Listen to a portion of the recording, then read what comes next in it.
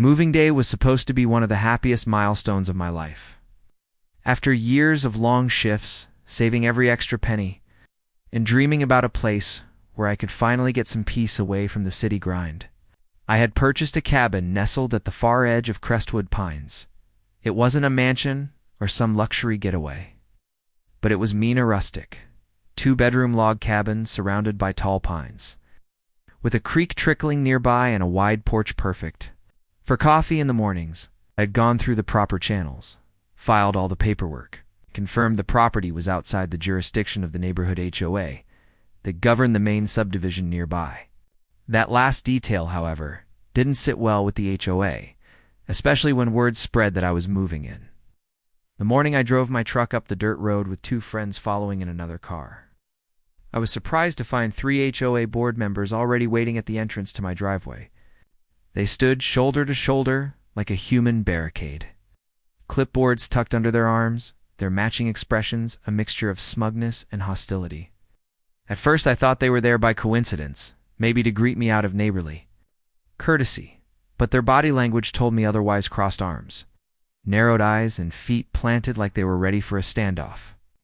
Before I even rolled to a stop, one of them marched forward and slapped a thick folder of papers against my window, declaring in a clipped tone that my move-in was unauthorized. Confused, I stepped out and asked what they meant.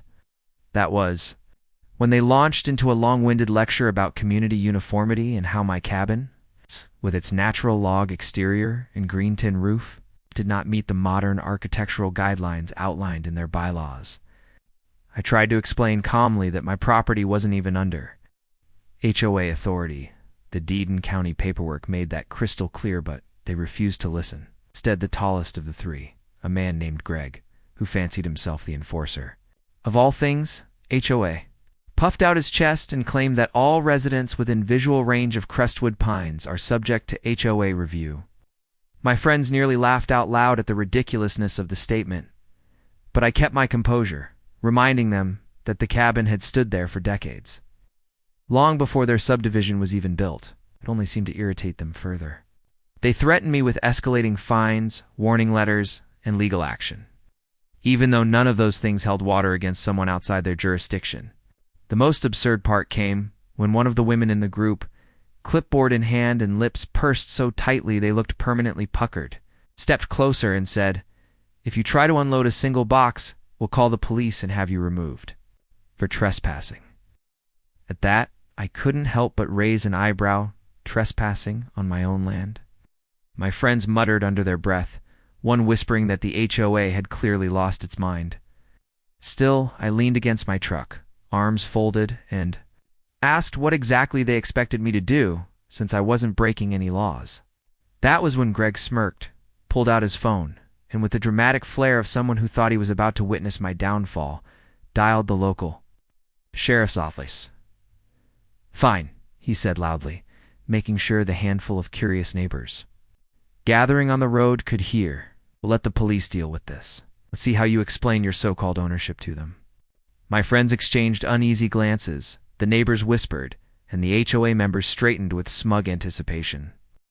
They were convinced they were about to watch me be humiliated in front of everyone. What they didn't know, and what made me smile inwardly, was that calling the cops was the biggest mistake they could have made, because the police they were expecting to arrive weren't just colleagues of mine. I was their chief. The standoff didn't last long before the distant sound of sirens drifted up through the trees, echoing off the hills like a storm rolling in. The HOA members straightened instantly, smug grins plastered across their faces as though they had already won.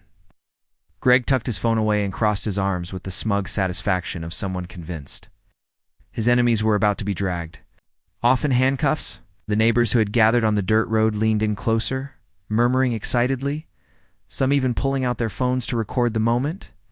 My friend shifted nervously near the back of my truck, shooting me sideways glances, but I stayed right where I was, leaning casually against the tailgate, coffee cup still in hand. The dust kicked up before the police cruisers even came into view, 2 sets of flashing lights weaving between the trees before turning onto my driveway. The HOA members looked like kids waiting for Santa Claus, practically bouncing in place. As the cars rolled to a stop, Then the doors opened. Then the mood shifted like a sudden drop in air pressure before a storm breaks. Out stepped two uniformed officers, familiar faces I'd worked alongside for years. The first one spotted me immediately, grinned wide and shouted, "Chief, finally making the move, huh?" His voice carried easily over the hushed crowd, and in that instant, every trace of confidence drained from the HOA's faces. Greg's grin faltered into confusion, his posture stiff as the officers strode past him without so much as a glance. One clapped me on the shoulder while the other gave a warm handshake, both of them beaming. "About time you got out here," one joked. "We were wondering when you'd claim this cabin for yourself." The crowd rippled with shocked neighbors. Whispered loudly, phones lowered, and a few outright laughed. My friends grinned from ear to ear, finally realizing why I hadn't been worried for even a second. Meanwhile, the HOA trio stood frozen, their expressions twisted into a blend of horror and disbelief. They tried to interrupt, stammering half-heartedly about trespassing violations and community standards, but the officers didn't even acknowledge them. Instead, one officer started helping my friends unload boxes from the truck. Carrying them up to the porch like this was some casual neighborhood get-together. The other officer leaned closer to me, speaking just loud enough for everyone to hear. "Don't worry about them, Chief. We'll make sure they don't give you trouble again. They forget whose county they're standing in."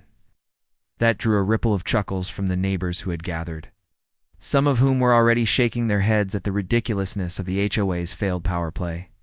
The president, Mrs. Caldwell, who had been standing near the back of the crowd ready to bask in my supposed humiliation, now looked like she wanted to melt into the dirt road. Her lips moved as though she were searching desperately for some excuse, but nothing came out. Greg, still trying to salvage the situation, puffed out his chest and muttered something about unfair treatment, but no one was listening anymore. The spectacle was over and the HOA had lost badly. By the time the cruisers pulled away, the officers giving me a final wave and promising to swing by for coffee once I settled in, the blockaded driveway was clear. My boxers were halfway inside. The cabin and the HOA board members had slunk off down the road, their heads bowed in embarrassment. The neighbors dispersed soon after, many of them smiling at me or offering nods of respect as they passed, the story already taking root in their minds, ready to be repeated over backyard fences and dinner tables. From that day forward, no one from the HOA dared to challenge me again.